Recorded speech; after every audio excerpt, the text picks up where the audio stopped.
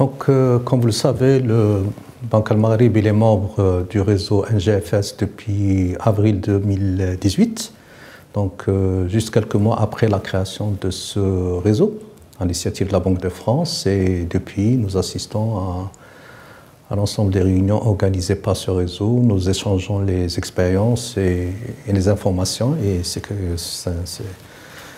un réseau qui nous est très, très utile justement pour développer la finance verte au Maroc. Pas uniquement au Maroc, mais aussi au niveau du continent.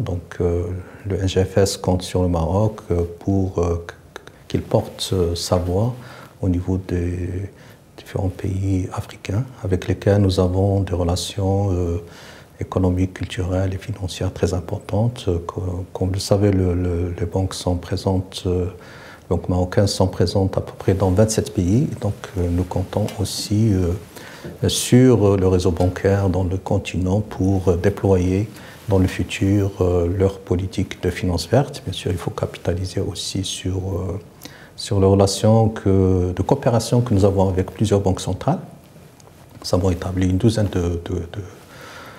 de mémorandums d'entente avec ces banques centrales et nous sommes aussi membres de l'association des banques centrales africaines. Nous pouvons, à travers ces différents canaux, bien sûr, diffuser les recommandations du NGFS. Alors, pour ce que fait la Banque centrale pour développer la finance verte, je pense que l'histoire a commencé avec la COP22, où la Banque centrale a coordonné avec plusieurs régulateurs du secteur financier, plusieurs institutions financières, une feuille de route.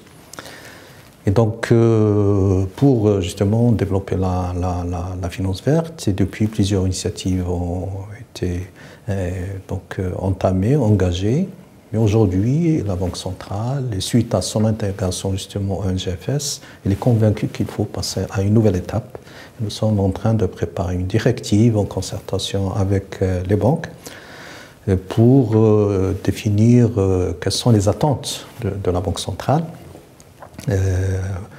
notamment par rapport à la gouvernance du risque climatique, par rapport à la gestion de ce risque, par rapport aussi à la publication d'informations financières liées au risque climatique, mais aussi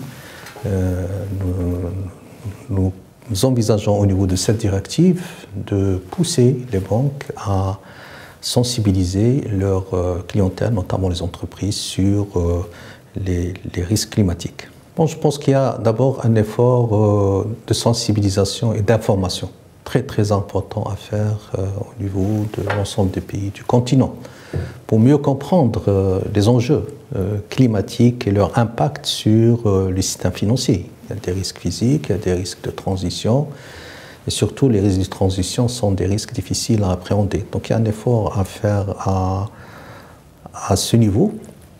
Le deuxième chose, ou je dirais obstacle qui pourrait freiner un petit peu les investissements en Afrique pour développer la finance verte, c'est le climat des affaires. Il faut qu'il y ait un effort à faire pour que l'Afrique soit plus attractive pour accueillir plus de fonds à investir dans l'économie verte. Alors, troisième chose, c'est développer les relations avec les institutions financières internationales comme la Banque mondiale, la Banque africaine de développement ou la Banque européenne de reconstruction et de développement.